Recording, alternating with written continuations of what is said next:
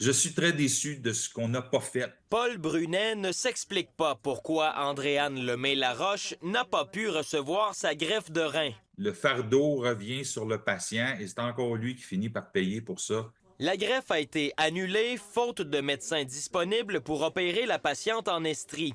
Selon le CIUS, il n'était pas non plus possible pour elle d'être transférée ailleurs dans la province. J'aurais aimé ça que Santé Québec réagisse tout de suite, dire OK, garde, on va trouver un hôpital, on va trouver un médecin, puis on va envoyer la patiente là. Ça s'appelle être efficace, productif. Le problème, aucune entente de collaboration en matière de greffe rénale n'existe actuellement entre le CIUS et d'autres centres hospitaliers au Québec. Le travail du gouvernement était simple.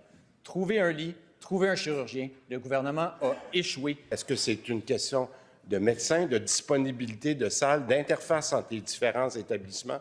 C'est ça que je suis en train de creuser. Pour Transplant Québec, qui a finalement réagi ce matin, le système actuel de don d'organes repose sur des bases solides mais fragmentées. Les disparités régionales en matière d'accès aux soins, entre autres, limitent son efficacité selon l'organisme.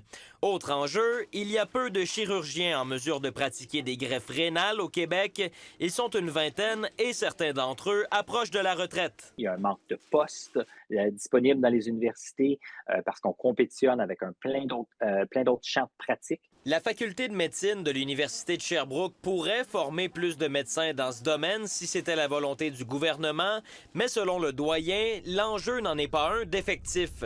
C'est des situations qui sont très tristes, qui sont déplorables, mais qui malheureusement, il faut se le dire, dans un système aussi complexe que le nôtre, vont arriver une fois de temps en temps. Et la solution encore à ça n'est probablement pas dans les mathématiques, et probablement dans une meilleure communication, des échanges plus fréquents, une meilleure préparation. Transplant Québec refuse de dire si l'organe promis à Andréane a pu être donné à un autre patient, mais indique qu'il est très peu probable que des organes soient inutilisés, étant donné que le Québec dispose de nombreux programmes de transplantation.